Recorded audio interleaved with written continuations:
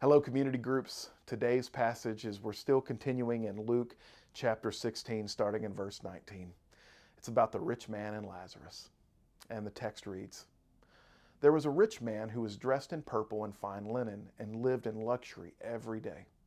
At his gate was laid a beggar named Lazarus, covered with sores and longing to eat what fell from the rich man's table. Even the dogs came and licked his sores. The time came when the beggar died, and the angels carried him to Abraham's side.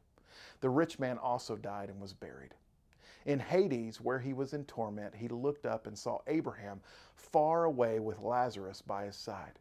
So he called to him, 'Father Abraham, have pity on me, and send Lazarus to dip the tip of his finger in water and cool my tongue, because I am in agony in this fire.' But Abraham replied, 'Son, remember that in your lifetime you received good things, while Lazarus received bad things. But now he is comforted here, and you are in agony.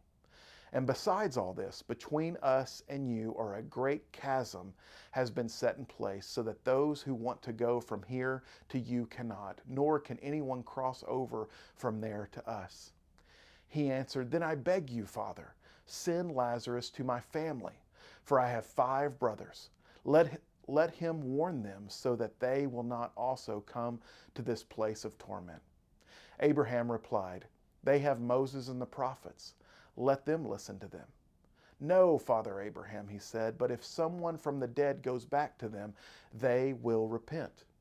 He said to him, 'If they do not listen to Moses and the prophets, they will not be convinced, even if someone rises from the dead.'"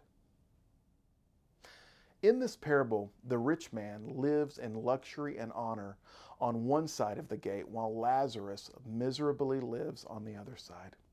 It is a gate that could have been opened to help Lazarus, which mirrors the chasm between the men after death. In the reversal, the rich man is miserable on one side of the chasm, and Lazarus is in the place of comfort and honor on the other side, but the chasm cannot be crossed. Numerous texts attest to linen and purple clothing as marks of luxurious living, particularly fitting for royalty and those who were proud of their wealth. Purple was rare and expensive because of the difficult process of obtaining the best dye from marine snails. The food that fell from the rich man's table is not food that fell accidentally, but it was actually pieces of bread used to wipe their mouth and hands and then thrown under the table and discarded. Both Lazarus' running sores and the dog licking his sores would have rendered him ritually impure. The dogs were not household pets helping him, but actually scavengers that were seeking nourishment. Many Jews would have assumed that the rich man was blessed by God and that the poor man was cursed by God. You can see this in John chapter 9, verse 2, or in the entire book of Job. Burial was extremely important in the ancient world, and not being buried was viewed as a sign of God's curse.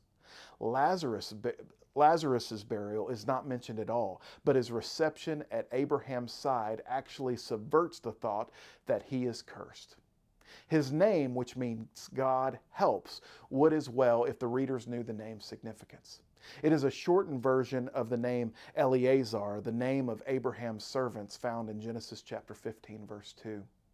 The bosom of Abraham is clearly an image of honor and also may point to intimacy, as John 1:18 says. But most likely, Luke intends his readers to think of the eschatological banquet or the end times banquet found in Luke chapter 13, verses 28 through 30, and of Lazarus having the place of honor at the table next to Abraham, John chapter 13, verse 23. Just as a point of reference, Lazarus was a very common name at that time. So the Lazarus in the story of which is the brother of Mary and Martha, and this Lazarus are 2 different people. All right, so don't get those confused. Also, I would beware of making too much of Hades, because that is more of a backdrop to the main part of the story.